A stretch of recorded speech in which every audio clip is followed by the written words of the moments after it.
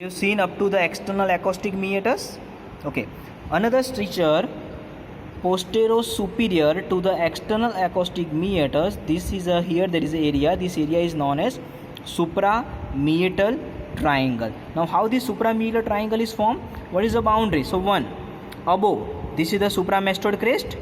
So, above it is a supramastoid crest.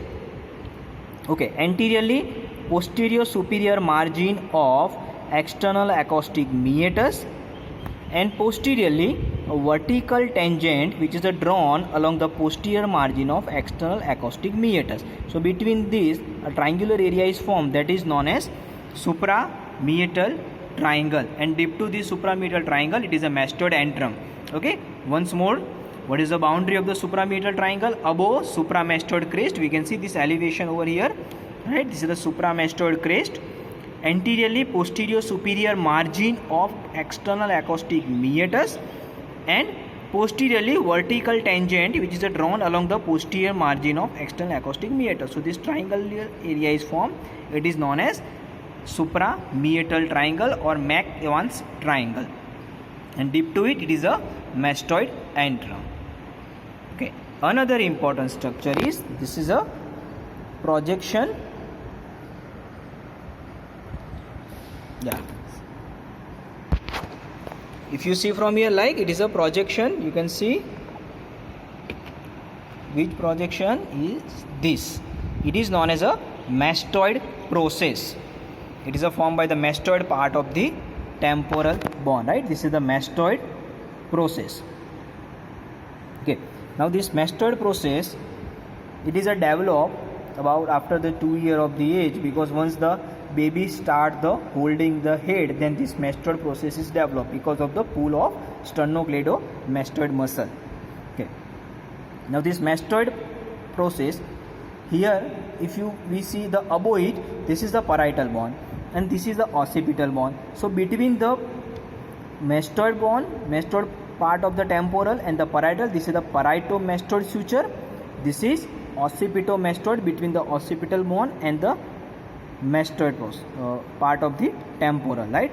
So mastoid part of temporal and the parietal, this is the parieto-temporal between the occipital bone and the mastoid part of the temporal. This is the occipito-mastoid. So here parieto-temporal, occipito-temporal, and this is the lambdoid. So this is the meeting point of the three suture. This meeting point is known as a asterion, and over here is a posterolateral fontanelle present, right? So meeting point of parieto-temporal, occipito-temporal and lambdoid, it is known as a asterion, and in the childhood here there is a posterolateral fontanelle present.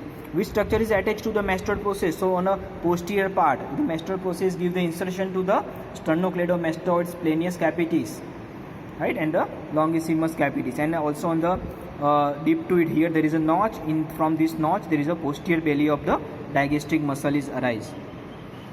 Okay, then here this is again one projection. This is known as styloid process. It is all little bit cut over here again, otherwise it is a long and slender process in front of the mastoid.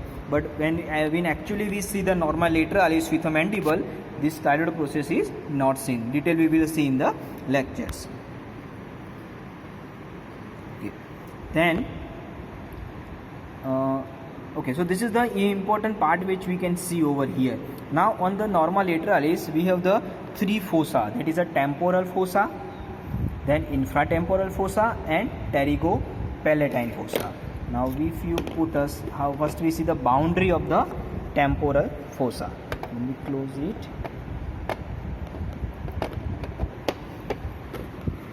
Okay, now to see now how the temporal fossa is formed. What is the boundary of the temporal fossa? Now first superiorly these temporal lines, right? Superiorly temporal fossa is bounded by temporal lines. Inferiorly this is zygomatic arch laterally, and this is the greater wing of the sphenoid medially, and this is the temporal bone also, it is on the medial side.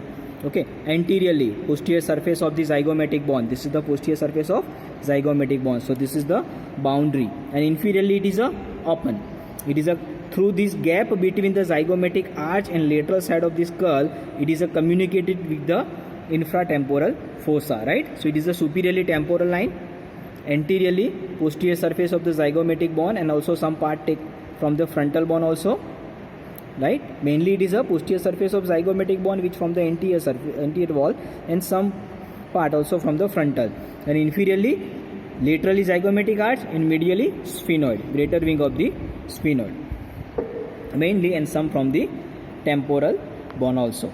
Okay, so this is the boundary of the temporal fossa. So which are the attachment on the temporal fossa? So exactly at the this temporal line, superior temporal line, it is a temporal fascia is attached, and same fascia also attached along the upper border of the zygomatic arch. Now this is the whole of the floor of the temporal fossa, and whole of the floor of the temporal fossa, it is filled by the temporalis muscle, except the part which is a zygomatic, formed by the zygomatic bone, right? So from the floor of the temporal fossa, there is a origin of the temporalis muscle, and deep to temporalis muscle is a deep temporal nerve and the vessels, and in front of the external acoustic meatus there is a this marking, you can see this is of the middle temporal nerve and the vessels. Okay, then the important structure in the floor, right? One important structure in the floor. Okay, here the forebone is meet. This forebone is meeting.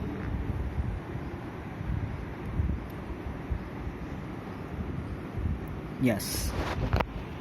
Now forebone is meet. Which forebone? This is the starting from here. This is the frontal bone. Okay. This is the parietal bone. This is the greater wing of the sphenoid, and this is the squamous part of the temporal bone. You can see the temporal bone only also. Frontal bone, parietal bone, temporal, and greater wing of the sphenoid. So you can see here this is the H-shaped suture is formed between these four bone, right? This is the one vertical limb, another vertical limb of H, and this is the horizontal limb of the H. So H-shaped suture is formed, okay, between a frontal, parietal, temporal, and greater wing of the sphenoid. Now this H-shaped suture, this meeting area, this is known as pterion. It is known as pterion. So in a childhood, at a site of the pterion, there is an anterolateral frontanale. Okay. Now this pterion is important. How you can demarcate in the living? So it is about 4 cm above the midpoint of zygomatic arch. So you have to take a midpoint of the zygomatic arch. So it is about 4 cm above the midpoint of the zygomatic arch, and about 2.5 cm behind the frontozygomatic suture, right? 4 cm above the midpoint of the zygomatic arch and 2.5 cm behind this frontozygomatic suture. Now pterion is important because this is the one of the thin area in the skull, and deep to the pterion is a middle meningeal vein and the anterior division of the middle meningeal artery. So any impact on this side, there is a rupture of the middle meningeal artery. So because of the blood is collect between the skull and the dura, that is a extradural hemorrhage. So extradural hemorrhages occur because of this. And deep to it there is a one more structure. So again, which are the structure? We can see 3 structure. One more deep, exactly deep to it is a middle meningeal vein, anterior division of the middle meningeal artery, and stem of lateral sulcus, that is a salvian point from which this 3 stem, this rama is diverging. It is a deep to this pterion, and the importance is because